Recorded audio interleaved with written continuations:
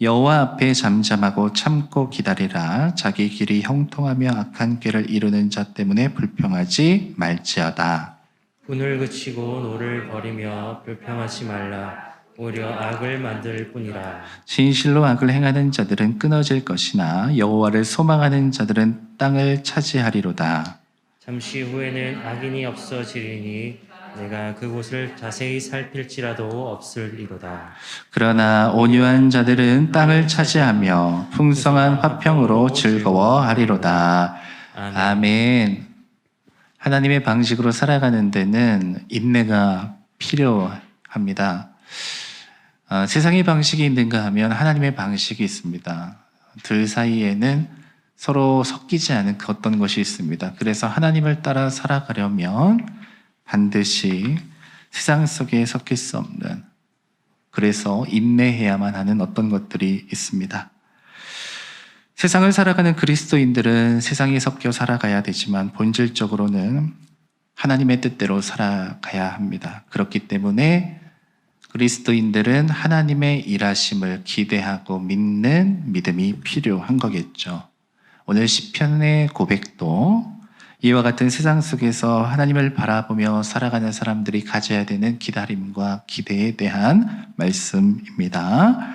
오늘 먼저 7절 말씀을 먼저 보시면 여호와 앞에 잠잠하고 참고 기다리라. 자기의 길이 형통하며 악한 길을 이루는 자 때문에 불평하지 말지어다.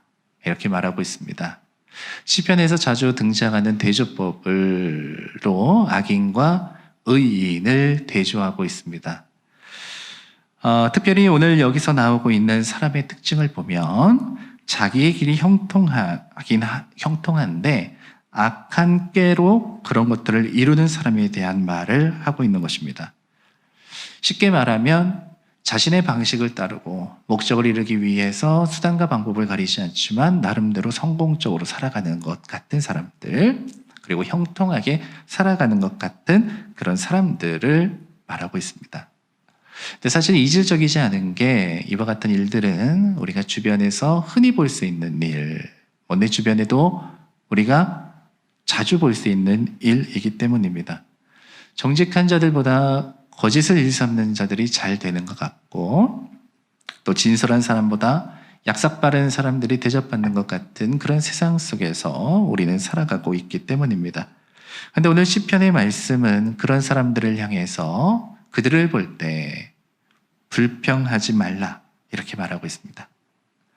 여기서 말하는 불평이라는 것은 못마땅한 것을 말이나 행동으로 하는 게 아닙니다. 여기서 말하는 불평이라는 것은 경노한다 이런 뜻입니다. 경노라는 게 뭘까요? 몹시 화가 나는 겁니다. 굉장히 화가 나는 게 경노입니다. 자, 그러면 왜 화가 날까요? 그 이유를 한번 생각해 봤으면 좋겠는데요. 분명 악한 사람들의 형통을 보면서 화가 날 수 있죠. 어떻게 저렇게 악한 사람이 잘 될 수 있어? 이렇게 화가 날 수 있습니다. 잘못된 것을 향한 분노가 잘못되었다라고 말하기는 어려울 겁니다. 그런데 왜 이 분노를 멈춰라 라고 말하고 있는 것일까요? 사실 세상에는 도무지 용서할 수 없는 범죄, 죄악을 저지른 사람들이 있습니다. 그들을 향해서 분노가 일어나는 것은 너무나 당연한 겁니다. 근데 여러분 잘 생각해 보시면요, 분노의 강도는 악함의 강도와 비례하지 않을 때가 많이 있습니다. 다시 말하면 반드시 악한 것만큼 내가 그것에 따라서 분노하게 되는 것은 아니다. 오히려 그것보다 더 연관이 많은 것은 그것이 나와 어떤 연관성을 가지냐, 관계를 가지냐가 더 많은 영향을 준다는 거예요. 때로 어떤 사람들은 자기가 들은 말 한마디에 기분이 상해서 집요하게 누군가를 공격하기도 합니다.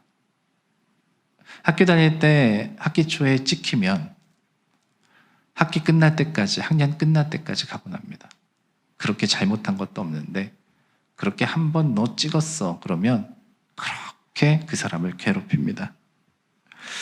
뭔가 마음에 들지 않는 사람을 봤을 때 이유 없이 우리는 그 사람을 계속해서 미워하기도 합니다. 잘 생각해 보세요. 우리가 분노하고 격노하는 것은 그 악함과 비례해서 그렇게 되는 것일까요? 아니면 내가 연관되어 있기 때문일까요? 단지 진짜 나쁜 일이기 때문에 그런 것일까요? 아니면 내가 피해를 받았기 때문일까요? 정말 그 악함 자체 때문일까요? 아니면 누군가가 나를 거슬리게 했기 때문일까요? 어떤 경우 내 마음에서 일어나는 그 분노는 반드시 그 사람의 악함 때문이 아닐 수도 있다라는 것을 말씀드리는 겁니다. 그래서 하나님은 오늘 말씀은 우리에게 이것을 멈추라. 물론 악한 자의 형통은 우리가 이해하기 어려운 부분이기도 합니다. 특별히 하나님을 믿고 있는 내가 어려움을 겪고 하나님을 믿지 않는 어떤 사람이 형통한 모습을 보면 그것은 더 납득하기 어려울 때도 있습니다. 우리의 기대는 뭐죠? 선은 이기고 악은 망한다. 이건 아닙니까?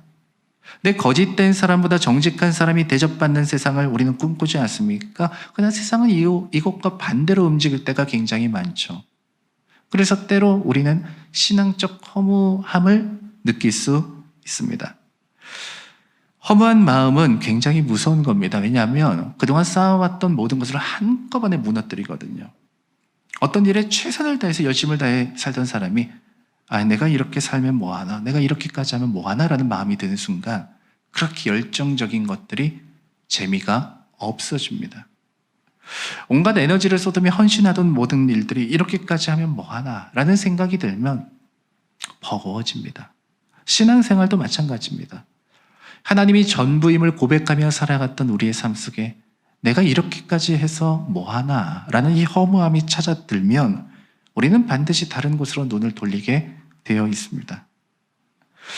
꾀를 내는 이, 목적을 위해 수단과 방법 가리지 않는 이, 어쩌면 의롭지 않은 방법으로 살아가는 이, 그런데 그의 형통함을 보면서 나를 보니까 비교되는 겁니다. 그 마음속에 나의 처지를 보니 허무감이 찾아옵니다. 나는 열심을 다했어. 나는 최선을 다했어. 나는 모든 것을 다했어. 나는 하나님을 마음을 다해서 섬겼어. 그런데 나는 왜 이래? 그들을 보니까 이해할 수가 없는 겁니다. 그러니까 허무함이 찾아오게 되었던 거죠. 그럼 그들이 잘 되었기 때문일까요? 아니요. 그들과 나를 비교했기 때문에 그렇습니다. 신앙은, 오늘 시편의 말씀은 그러할 때 어떻게 우리의 마음을 신앙적으로 다루어야 되는지에 대해서 오늘 알려주고 있습니다. 오늘 8절 말씀이 먼저 우리에게 말합니다. 분을 그치고 노를 버리며 불평하지 말라. 오히려 악을 만들 뿐이라. 분을 그치고 노를 그치고 불평하지 말라. 이게 정답일까요? 이렇게 해야 되는 이유가 뭘까요? 굳이 이렇게까지 할 필요가 있을까요? 왜 이렇게 해야 되는 것일까요? 바로 이것 때문입니다. 그것이 악을 만들 수 있다. 바로 이것 때문입니다. 왜냐하면 악으로 이어질 수 있는 모든 것들은 나의 믿음을 흔들고 나의 마음을 흔듭니다. 그래서 하나님께로부터 반드시 우리가 멀어지게 만든다는 겁니다. 그러나 눈앞에는 그런 게 뻔히 보이는데요. 이걸 이해할 수 없고 받아들일 수 없는데요. 이거 어떻게 해야 되는 것이죠? 그래서 우리는 다시 어디로? 7절로 돌아가야 됩니다. 자, 7절 맨 앞을 다시 한번 볼까요? 여호와 앞에 잠잠하고 참고 기다리라. 또 참으란 얘기구나. 또 기다리란 얘기구나. 그렇게 생각하실 수 있겠죠. 근데 여기서 주목해야 되는 것은 먼저 그것이 아닙니다. 우리가 주목해야 되는 단어는 바로 여호와라는 그 단어입니다. 이게 아니면 그 다음 것은 아무런 상관이 없습니다. 내가 분노를 하든 원망을 하든 머리를 굴리며 수단과 방법 가리지 않고 살든 때로는 다른 사람의 아픔과 고통을 딛고 나의 성공의 발판으로 삼든 그게 무슨 상관이 있겠습니까? 내가 원하는 대로 살면 그만이겠죠. 성공을 위해 어떤 것도 마다하지 않아도 괜찮은 겁니다. 여호와, 하나님이라는 그 단어만 없다면요. 그런데 여호와 앞에 라는 이 표현은 하나님이 원하시는 것이 있다라는 것을 우리에게 알려줍니다. 그게 무엇입니까? 잠잠하고 참고 기다리라라는 거거든요. 잠잠하라는 것은 침묵하는 것을 말하는데 이건 입 다물고 있으라는 얘기가 아닙니다. 이것의 의미는 하나님 앞에 평안해지라 라는 의미입니다. 이게 쉽지 않거든요. 지금 분노가 일어나고 내 마음이 흔들리고 있는 평안하라고 이게 되는 것일까? 여러분 어떻게 하면 되는 것일까요? 우리의 마음의 방향을 하나님께로 돌리는 겁니다. 분노의 마음을 가지고 있으면 우리는 계속해서 그 분노의 마음에 사로잡힐 수밖에 없습니다. 우리는 이때 할 수 있는 것이 있어요. 이때 하나님께로 방향을 돌리는 겁니다. 분노의 방향은 반드시 우리를 하나님으로부터 멀어지게 만듭니다. 어디로 가까워지고 있느냐는 굉장히 중요한 것입니다. 왜냐하면 그 가까움이 영향이 되니까요. 우리가 코로나 이후로 근 3년 동안 거리 두기를 하며 살았는데요. 지금은 좀 완화됐지만 아직도 거리 두기를 하고 있지 않습니까? 그래서 편해진 것도 사실 많이 있어요. 사람들이 말하는 것 가운데 하나가 그 관계에 시달림에서 좀 해방됐다. 그러니까 이런 여러 가지 관계적인 문제들 때문에 굉장히 힘들었는데 어쩔 수 없이 거리를 두게 되다 보니까 그런 것들로부터 해방됐다는 거예요. 그래서 이제 거리 두기가 풀리고 이런 모임이 다시 진행된다고 하니까 사람들이 그것 때문에 버거워하고 힘들어한다. 이런 얘기를 많이 한다는 거예요. 여러분 물론 그렇습니다. 어떤 관계는 나를 힘들게도 합니다. 그래서 우리는 때로 그렇게 생각할 수 있어. 너는 너, 나는 나. 그렇게 사는 게 좋아. 이렇게 할 수도 있어요. 그러나 여러분 생각해 보세요. 인간관계에 필요가 있다면요. 그 이면에는 인간관계만을 통한 회복이 있다는 것을요. 여러분 온라인상에서의 수십 번의 대화보다 한 번 만나 서로의 눈과 얼굴을 마주보면서 마음과 마음을 다해 진솔하게 이야기하는 그 순간이 오히려 거리감을 좁히는데 더 큰 능력이 된다는 거 여러분 아십니까? 그게 거리가 가진 힘이라고 말씀을 드리는 겁니다. 오늘 시편 기자가 우리에게 말해주고 있는 것이 바로 그런 겁니다. 우리의 마음속에 분노가 사로잡혀 있을 때 그것은 너희로 하여금 하나님께로부터 멀어지게 만든다는 거예요. 거리 두기를 하게 만든다는 거예요. 나도 모르게. 그게 편해지게 만든다는 거예요. 그런데 그때 너희가 해야 되는 거는 분노가 아니라 하나님께로 나아가는 거야 라는 것을 우리에게 알려주고 있는 거예요. 다시 말하면 하나님과의 거리 좁힘, 이것이 그 순간 필요하다는 겁니다. 이것을 위해서 우리에게 말해주는 것이 바로 인내이며 기다림이다 이렇게 말하고 있는데요. 여러분 이 인내 기다림 생각하면 여러분 그렇잖아요. 또 참고 기다리란 말이야? 분을 또 내 속으로 사기라는 말이야? 여러분 분을 속으로 사기면 어떻게 됩니까? 뼈가 썩는 아픔을 내 속에 문드러집니다. 여러분 그거 어떻게 참고 기다릴 수 있겠어요? 어디까지 견디고 어디까지 참아낼 수 있겠습니까? 속으로 삭히면 그렇게 되는 거예요. 그런데 오늘 이 말씀은 하나님 앞에 참고 기다리는 것이 무엇인지를 잘 알려줘요. 이 참고 기다리라는 말은 몸을 뒤틀다라는 말을 가지고 있어요. 그리고 출산의 고통을 말하고 있어요. 하나님 앞에 나와 평안을 누리는 방법이 뭐냐? 그것은 그냥 가만히 참고 기다리는 것이 아니라 이 모든 것을 안고 주님 앞으로 나아가는 거예요. 몸을 뒤틀고 그 산고의 고통을 느끼는 것처럼 하나님 앞에 그런 심정으로 나아가라는 거예요. 주님 앞에 그런 마음으로 나아가라는 거예요. 결국 이것을 통해서 주님 앞에 더 가까이 나아가는 과정을 통해 우리가 하게 되는 것은 뭐예요? 그게 고통으로서 끝나는 게 아니에요.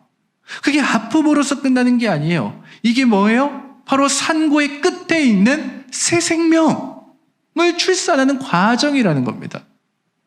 여러분 우리가 하나님 앞에 참고 기다리는 것은 그렇게 나아가는 거예요. 주님 앞으로 나아가 하나님 앞에 몸부림치며 하나님이 이런 문제 어떡합니까? 하나님 나의 마음속에 있는 이런 마음 어떻게 합니까? 주님 앞에 매달리고 내어놓는 이 출산의 과정. 그러나 그것은 고통이 아니요 오히려 새 생명을 낳는 과정이다라는 것을 우리에게 알려주고 있는 거예요.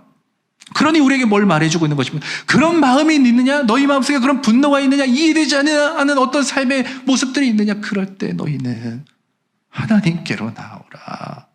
고통을 가지고 주님 앞에 나아오라. 비록 출산의 고통을 겪는 것처럼 아프다 할지라도 그것은 새 생명이 태어나는 과정일지니 주님 앞에 나아오라.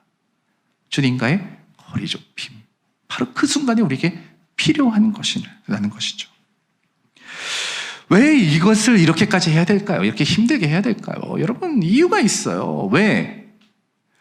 우리는요, 하나님이 일하시는 것을 믿는 사람들이기 때문입니다. 그리스도인들은 어떤 사람들이에요? 하나님의 말씀을 목숨같이 믿는 사람들이에요. 그리스도인들이라는 것은 그리스도인들의 정체성이 뭡니까? 하나님의 약속이 이루어진다는 것을 목숨처럼 믿는 사람들이라고요. 하나님의 백성들은 다 그렇게 살았습니다. 시내산에서 하나님의 율법이 전해질 때 그 사람들 그거 받을 때 그냥 해도 되고 안 해도 되는 것 이렇게 받지 않았습니다. 시내산에서 하나님의 계명이 그들에게 전해질 때 그들은 하나님 앞에 번제와 화목제를 드리면서 그 피로 언약을 맺었습니다. 그래서 그 언약을 피의 언약이라고 부릅니다. 그래서 그들에게 십계명이라는 것은 피의 언약으로 맺어진 생명인 거예요. 그들은 그것을 지키기 위해서 생명을 드렸던 거예요. 그리스도인들은 하나님의 말씀을 목숨처럼 받아들일 때 비로소 다른 무엇인가를 볼 수 있는 눈이 열리게 되는 거예요. 오늘 말씀이 그런 배경 아니겠습니까? 자신과 관련되어져 있는 어떤 일을 겪으면서 분노에 사로잡혀 있었던 한 사람. 그가 분노를 품자 하나님께로부터 멀어지게 되었습니다. 왜 이렇게 억울하고 화나는 일이 많은지, 아픔이 많은지. 그가 하나님 앞에서 평안을 이뤘을 때 그 안에 일어나는 그 어떤 것은 그를 하나님께 가까이 가게 하지 않았습니다. 그게 악이었던 것이죠. 그러나 주님 앞에 입을 닫고 몸부림치며 하나님의 말씀에 귀를 기울였을 때 그는 또 다른 것을 경험하게 된 것입니다. 하나님이 역사하는 순간이었던 거예요. 자, 그런 시선으로 오늘 말씀을 보면 그제서야 눈에 명확하게 들어오는 한 단어가 보이는 거예요. 10절의 말씀 이렇게 말합니다. 잠시 후에 악인은 없어질 것이다. 아주 단순한 말씀이에요. 그러나 단순한 말씀을 믿느냐 믿지 못하느냐는 큰 차이인 겁니다. 잠시 후에. 여러분 이것을 믿으십니까? 잠시 후라는 것을 볼 수 있다는 건 그가 가진 분노가 악으로 이어지지 아니하고 그 순간 오히려 하나님께로 나아갔다는 증거입니다. 왜? 그러니까 그게 보였던 거예요. 그 분노에 사로잡혀 아무것도 보지 못하는 그 시선이 아니라 그때 하나님의 말씀과 하나님의 뜻이 보였던 거예요. 잠시 후라는 것. 이건 많은 걸 알려주는 거거든요. 이게 뭘 알려줍니까? 기다림에는 끝이 있다는 것을 우리에게 보여주는 거예요. 인내가 왜 어려울까요? 인내는 끝이 없어 보이니까 어려운 거예요. 그러나 비로소 하나님 앞에 나아갔을 때 이 모든 것에는 끝이 있다는 것이 눈에 선하게 보였던 거예요. 악인의 끝도 있구나.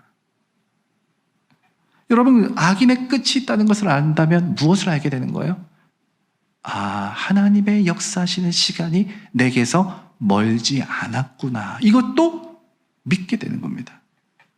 지나가는 시간을 보낼 때는 더디 가죠. 그러나 지나온 시간을 돌이켜 보십시오. 얼마나 금방 갑니까? 왜 죄를 향해 나아가기를 멈추고 하나님께로 돌아가야 되는 것일까요? 왜 그 기다림을 몸부림치면서도 견뎌낼 수 있는 것일까요? 그 이유는 이것이 끝이 있다는 것을 무엇으로? 믿음의 눈으로 보았기 때문입니다. 그래서 그는 그 순간에 악한 선택이 아니라 불행한 선택이 아니라 지혜롭고 믿음의 선택으로 나아가게 된 거예요. 그래서 하나님을 믿는 사람들은 이 잠시 후라는 이 개념을 의미 있게 좀 받아들여야 됩니다. 우리가 살아가는 인생을 다 합쳐놓아도 잠시잖아요. 정말 잠시잖아요. 그런데 지금 내가 겪고 있는 그 일은요, 얼마나 더 잠시겠어요? 혹여 내가 겪고 있는 그 아픔은요, 얼마나 더 잠시겠어요? 혹여 내가 겪고 있는 그 불의는 얼마나 더 잠시이겠어요? 그때 믿음을 붙잡고 하나님께로 나아간다면 우리가 그 다음에 발견할 수 있는 것이 분명히 있는 거예요. 그게 무엇입니까? 그것이 바로 소망인 겁니다. 잠시 후라는 것을 믿는 사람은 소망을 잃지 않아야 되는 근거를 발견하게 되는 겁니다. 자, 오늘 9절 말씀 한번 볼까요? 진실로 악을 행하는 자들은 끊어질 것이나 여호와를 소망하는 자들은 땅을 차지하리로다. 하나님께서 악한 자들에게 심판 내리시는구나. 여러분, 그런데 이 말씀 보면서 거봐, 너네들 그럴 줄 알았어 라고 한다면 복수라 다를 바 없죠. 근데 우리가 여기서 보아야 되는 것은 나의 복수를 하시는 하나님이 아니라 하나님의 말씀이 성취된다라는 약속을 발견해야 됩니다. 그런 맥락에서 우리가 이해해야 되는 것이 바로 땅을 차지한다라는 것입니다. 이 말씀이 뭐냐면 인생 역전 그렇게 될 거야 이게 아니고 하나님의 약속이 너희 가운데서 이루어진다라는 겁니다. 이스라엘이 출애굽하여 가나안 땅에 들어가게 된 것도 이런 의미입니다. 가나안 땅, 우리가 그 넓은 지역을 차지했어. 여러분, 차지하는 것이 의미가 아닙니다. 꿈이 이루어졌다 이게 아닙니다. 그게 뭘 말하고 있는 거예요? 하나님의 약속은 성취된다라는 것을 보여주고 있는 거예요. 그래서 여호와를 소망하는 자들은 뭘 하는 겁니까? 바로 광야에서도 뭘 하는 거예요? 하나님께서 주신 약속을 믿는 거잖아요. 그걸 소망 품기라고 말할 수 있는 거예요. 광야에서는 소망을 품어야 되는 거예요. 이들이 기다리고 인내할 수 있는 까닭은 하나님이 주신 약속을 믿었기 때문입니다. 그게 그들을 기다릴 수 있게 만들었고 인내할 수 있게 만드는 거예요. 근데 그 근본적인 원동력이 뭡니까? 바로 소망을 품고 있었던 거예요. 소망을 잃어버리지 않았던 거예요. 모든 것은 반드시 지나간다라는 그 후의 약속을 믿었기 때문에 그 속에서도 인내하며 기다리는 것을 멈추지 않았던 거예요. 그래서 여러분, 인내라는 것은 사실 참아내기만 하는 것은 아닙니다. 여러분, 참아내기만 하는 것이 얼마나 고통스러워요. 그냥 참아야 된다고 하면 어디까지 참을 수 있겠어요? 하나님께서 우리에게 참으라라고 말씀하실 때 그 참을 수 있는 근거는 어디에 있느냐 하면 바로 이 소망에 있다는 것을 여러분 믿으십시오. 그래서 우리는 이 믿음을 가진 사람들은 이해할 수 없는 세상 속에서, 이 광야와 같은 세상 속에서 여전히 뭘 하고 있는 사람들이에요? 소망 품기를 하고 있는 사람들인 거예요. 그러니 기다리고 인내할 수 있게 되는 겁니다. 자, 그러면 오늘 말씀이 결론처럼, 그러면 그렇게 되려면 너희가 어떤 사람이 돼야 되고 결국 그렇다면 너희는 어떤 은혜를 힘입는지를 오늘 말씀에서 결론처럼 이렇게 말하고 있습니다. 11절 말씀 보십시오. 그러나 온유한 자들은 땅을 차지하며 풍성한 화평으로 즐거워하리로다. 여러분, 이렇게 말할 수 있어요? 온유함으로 마침내 화평을 누리라 라고 말할 수 있는 거예요. 여러분, 뭐가 중요하다고요? 온유함. 근데 온유함이 뭘 말하는 겁니까? 그냥 따뜻한 마음, 그냥 유순한 성품? 여러분, 그런 걸 말하는 게 아닙니다. 이거는 사람에 대한 온유함을 말하는 것이 아니라 하나님에 대한 온유함을 말하고 있는 것입니다. 하나님에 대한 온유함이라는 건 뭘까요? 하나님을 향한 마음의 태도를 말하는데요. 하나님의 말씀을 받아들이는 자를 말하는 겁니다. 그대로 받아들이는 자. 자, 그래서 오늘 말씀을 중심으로 설명해 보자면 저는 이 온유한 자가 7절에 처음에 말한 여호와 앞에서 잠잠하고 참고 기다리는 자를 오늘 말씀의 온유한 자로서 이해할 수 있습니다. 왜? 그게 하나님이 원하시는 것이라면 어떻게 한다는 거예요? 온유하다는 것은 그것을 그대로 받아들인다는, 그게 나를 향한 하나님의 뜻이구나 라는 것을 받아들이는 거예요. 그리고 내게 주어진 처지나 환경이 어떠하든지 그것을 믿는 거예요. 그것을 붙잡는 거예요. 하나님을 끝까지 그 말씀 안에서 사는 거예요. 그게 온유한 자가 되는 거예요. 내가 처지가 이러니까 안 돼가 아니라, 내가 상황이 이러니까 안 돼가 아니라, 내 생각이 이러니까 안 돼가 아니라, 하나님이 그렇게 말씀하시다면 내가 하나님 앞에 굴복하고 나를 내어드릴 수 있는 것, 그게 온유하다는 거예요. 하나님 앞에. 어떤 사람이 그런 사람이었습니까? 모세가 그런 사람이었어요. 그의 온유함은 그 어떤 이들보다 하나님 앞에 온전했습니다. 그가 다른 사람들에게 관대했기 때문이 아닙니다. 그는 하나님의 말씀 앞에, 하나님의 뜻 앞에 온유한 사람이었습니다. 또 누가 그렇습니까? 가나안에 들어갈 수 있었던 여호수아와 갈렙이 그러지 않았습니까? 모든 사람들이 자신에게 처해진 환경을 바라보면서 오히려 하나님의 말씀을 부인하고 있었던 그때에 그들은 어떻게 한 거예요? 하나님의 말씀을 그대로 받아들였던 거예요. 온유한 사람들이었던 거예요. 온유한 사람들에게 어려움이 없나요? 그렇지 않습니다. 여러분, 출애굽 시절을 생각해 보세요. 하나님의 말씀을 따르는 사람들은 그래서 다른 길을 선택해야만 했습니다. 다른 사람들이 어려움이 찾아왔을 때 그들의 마음속에 불평이 찾아왔고, 그래서 결국 악한 생각으로 가득 차기 시작했습니다. 그리고 났더니 무엇을 꿈꾸기 시작했어요? 다시 애굽으로. 애굽이 그리워졌다는 거예요. 그러나 그때 하나님 앞에 온유한 사람은 어떻게 했을까요? 하나님이 주신 소망 품기를 멈추지 아니하고 하나님의 말씀을 믿으며 가나안을 소망했던 겁니다. 하나님의 약속을 믿는 사람들, 붙잡는 사람들이 바로 온유한 사람들이었던 거예요. 그래서 오늘 말씀은 우리에게 신앙적 지혜를 알려줘요. 하나님께 이기며 살지 말자. 하나님을 받아들이는 온유함. 그 온유함이 있을 때 하나님의 약속이 우리를 통해 이루어지는 놀라운 은혜도 경험하게 되는 것이구나 라는 것을 깨닫게 되는 거예요. 자, 이런 온유한 사람에게 무엇이 약속되어 있는지 볼까요? 여러분, 이것은 그냥 그럴 수도 있고 안 그럴 수도 있다는 게 아닙니다. 약속이란 건 뭐예요? 이루어진다는 거예요. 온유한 자에게, 하나님께 온유한 자에게 이와 같은 약속이 어떻게 된다는 거예요? 이루어진다는 거예요. 그게 무엇입니까? 바로 풍성한 화평으로 즐거워하리라. 여러분, 풍성함이 뭐예요? 넘쳐흐르는 걸 말하죠. 넘쳐흐르는 거. 부족하지 않는 거예요. 하나님의 화평이 여러분들에게 넘쳐나는 것을 생각해 보세요. 늘 부족하고 갈급해서 무엇인가를 찾아다니는 것이 아니라 넘쳐나는 내게서 흘러가는 하나님의 평화, 화평, 여호와의 샬롬. 악한 길로 나아가는 인간적인 방식들을 버리고 하나님의 방식으로 살아가기 위해 몸부림치며 그분을 붙잡았던 온유한 사람들, 하나님은 그들을 당신의 풍요로운 풍성한 화평으로 이끌어 가시고 초대하고 계시는 겁니다. 여러분, 이것을 믿으십시오. 하나님은 어떤 하나님이십니까? 후히 주시는 하나님이십니다. 아낌없이 주시는 하나님이십니다. 그분이 주시는 화평함이 여러분들에게 차고 넘친다. 이걸 믿으셔야 돼요.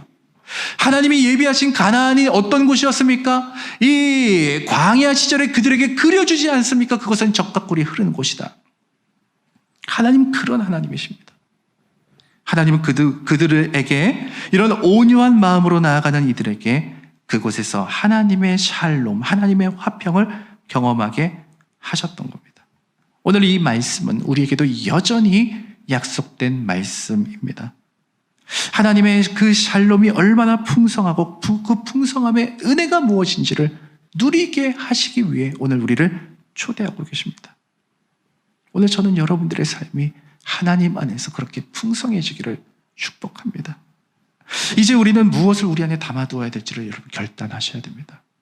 내 마음에 원망과 불평을 담아두어 보이는 모든 것이 분노로 이어지고 결국 하나님과의 거리가 멀어지는 악한 길로 행할 것인가? 아니면 우리는 그때에 하나님께 온유하여 주님의 말씀을 붙잡기 위해 몸을 뒤틀고 주님을 부여잡는 애씀을 통해 다시 하나님의 풍성한 소망을 가슴에 담고 하나님이 부어주시는 풍성한 화평으로 나아갈 것인지 우리는 결단해야만 합니다. 이것은 단지 그럴 수 있다는 말이 아니라 반드시 역사하실 하나님의 약속입니다. 약속을 믿고 주님께로 나와 인내와 기다림의 몸부림을 통해 하나님의 샬롬 안에 거하는 주님의 자녀들이 되기를 원합니다. 세상이 줄 수 없는 참된 화평, 그것이 저와 여러분들 가운데 있기를 주님의 마음으로 축복합니다. 함께 우리 찬양 부르시고